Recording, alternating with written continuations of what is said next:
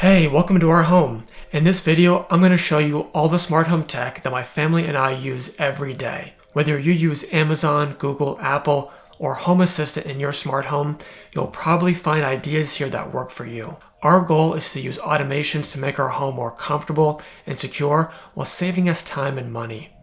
My hope is to give you ideas that inspire your own smart home, and I'll link to everything I show you in the video description. On this channel, I cover how tech can make you more productive, so if you're new here, hit that subscribe button. Let's do this.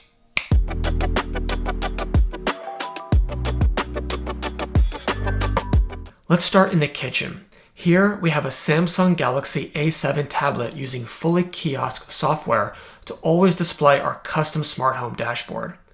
This allows us to just tap to turn something on or off, or to see information at a glance, like if the garage door is open, a door is unlocked, or the thermostat is off. The tablet sits in a wall mount case. I used to have the tablet automatically turn on as we approached it, but this was a battery hog, and I don't keep our tablet plugged in to avoid seeing wires. Having it turn on automatically also made my kids more interested in it, and that wasn't my goal. Above the tablet, we have the Lutron Aurora Smart Dimmer Switch.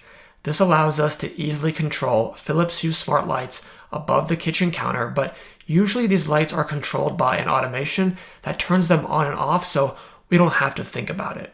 We have Philips Hue smart bulbs in nearly every room of the house, and all of them use adaptive lighting. This means the lights automatically adjust their brightness and color temperature based on the sun's position in the sky.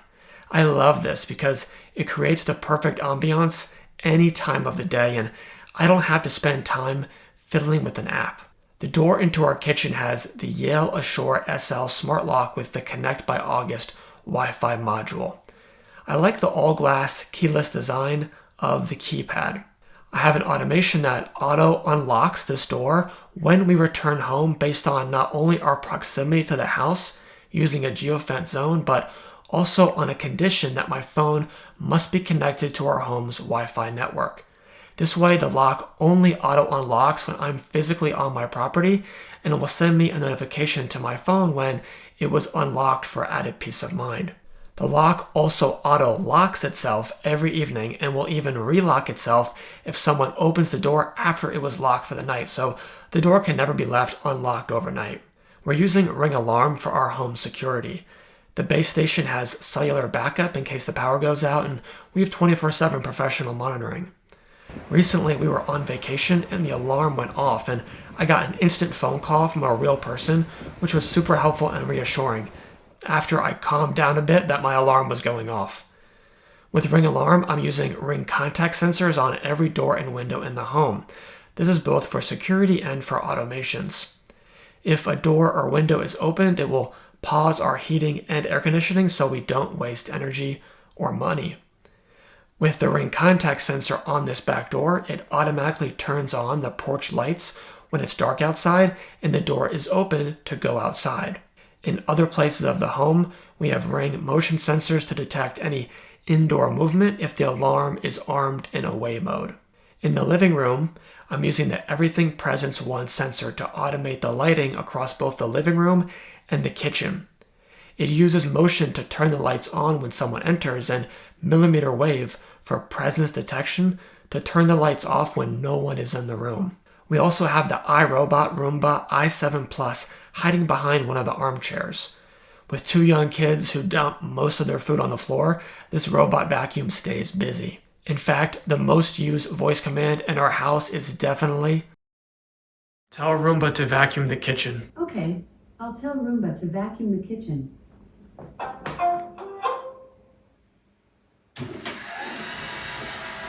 At the front door, I'm using a Yale Assure 2 Smart Lock with Z-Wave.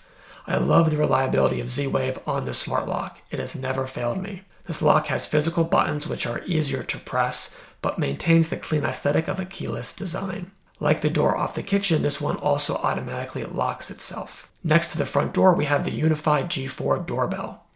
When a person is detected at the front door, my wife and I get notifications on our phones with an image of the person, and with one click we can go right to a live camera stream. If someone rings the doorbell, it will make an audible noise on a ring chime in our living room and make an announcement on our Echo devices across each floor of the house that someone is at the front door. Even better, it will only make this announcement when no one is sleeping. In the dining room, we have a chandelier with Philips Hue bulbs for creating the perfect ambiance no matter the occasion. Like most rooms of our house, there is an Echo device out of sight, so voice control is never far away. In various rooms, we have the unified G3 instant camera, which connects using Wi-Fi and is hardwired for power. It also acts as a motion detector sensor for automations. More on that when we step outside. This bedroom is one of the few places not using Philips Hue smart bulbs. Here, I'm using a TP-Link Casa smart bulb and smart plug. Aside from motion-activated automations and voice commands, we control the lights using this physical button, which is the Aqara wireless mini switch. Just tap once to turn the lights on and twice to turn them off. Our bathrooms have a Philips Hue motion sensor for automating lights. These sensors tell Lutron Caseta smart dimmer switches to turn on. Smart switches like this are especially great for controlling multiple lights at once. Like Philips Hue smart bulbs, Lutron Caseta smart switches are pricey, but they are 100% reliable and worth the cost to me. Even in the bathroom, we have an Echo device. I told you, voice control was never far away. In the hall, we have the Honeywell T5 Wi-Fi smart thermostat. This is how we can pause the heating or air conditioning when a door or window opens, or when no one is home, or to set the perfect temperature before we arrive home. I also get temperature alerts sent to me if the home's temperature goes above or below determined thresholds. This is more of a backup mechanism in case an automation is not behaving as planned. As much as you think you've created the perfect home automation, there may be edge cases where things don't go as planned, so having an alert system like this can be very useful. Other bedrooms in our house also use the Everything Presence 1 for automating lights. We also have the Aqara wireless mini switch in other rooms, but for different purposes. In the kids' bedroom, we can tap the switch once to activate a sleep time automation that turns off all the lights and turns on a white noise machine and baby monitor. 2 taps turns off the monitor and white noise and turns on a lamp. We can also long press the button to activate a pre-sleep automation, setting the lamp to a cozy purple and playing relaxing sleep time music. When it's time for my kids to wake up, the lamp in their room turns green. If no presence is detected after a while, the lamp starts flashing at them. I also had Amazon's voice assistant tell the kids it's time to get up. Hey sleepy heads, it's time to wake up. But turns out having an unexpected computer-generated voice yelling at you in the morning can, well, it just freaked them out. Also in several rooms, we're using Sonos speakers. In the kids' bedroom, we have a color-changing light next to the Sonos. And with a simple command, the kids have at least an hour of entertainment. Start a dance party.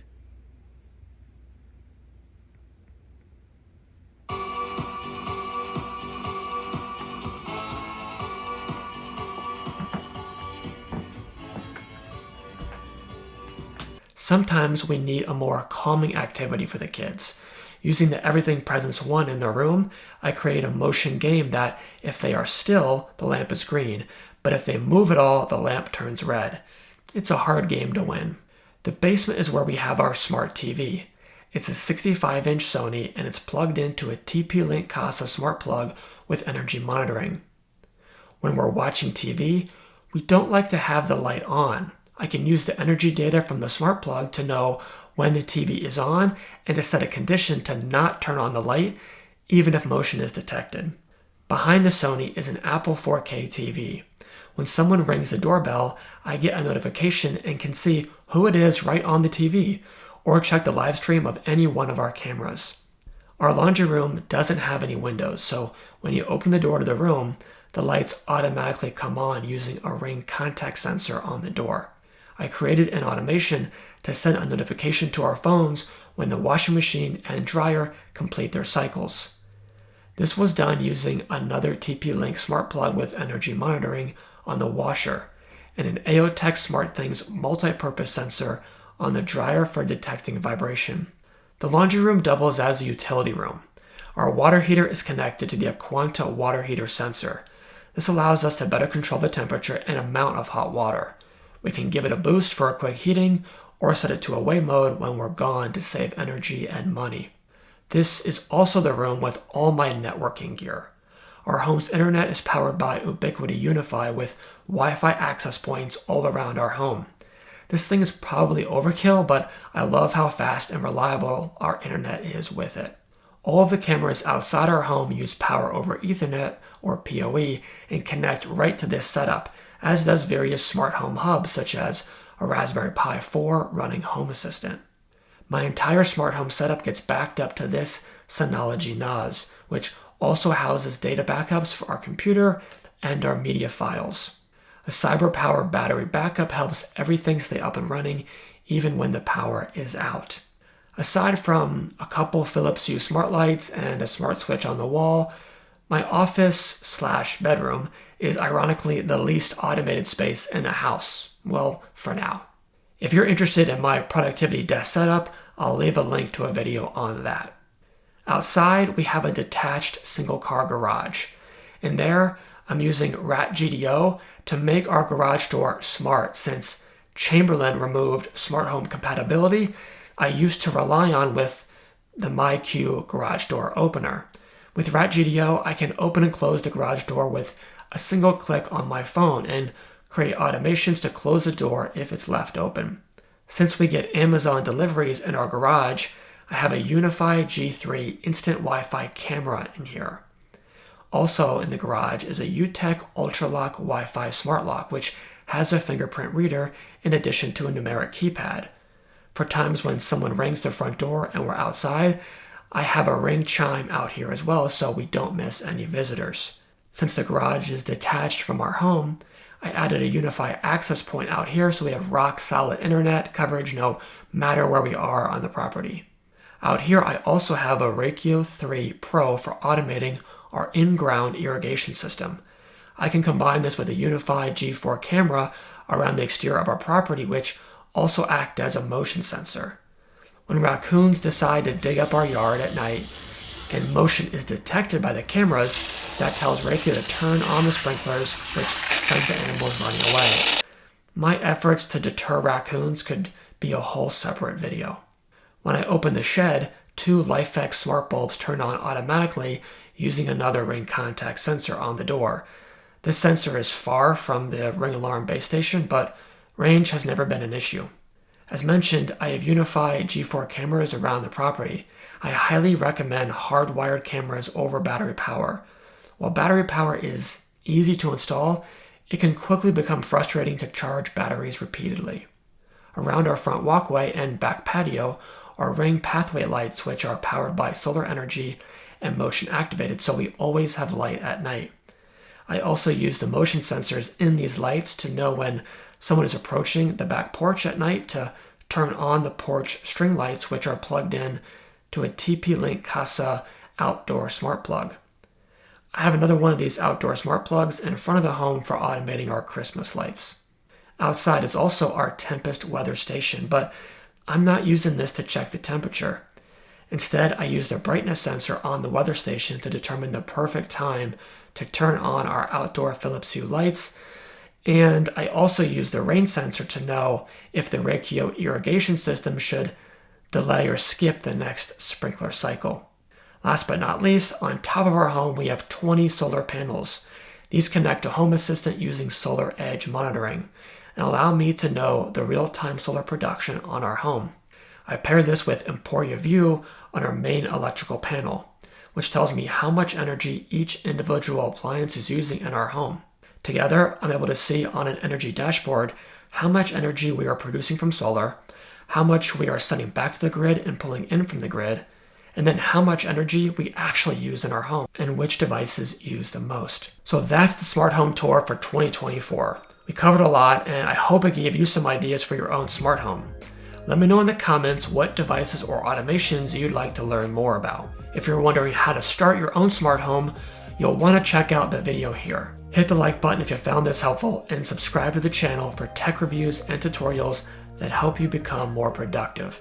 Thanks so much for watching, and I'll catch you in the next one. You'll probably find some ideas here that work for you. Cheese and crackers.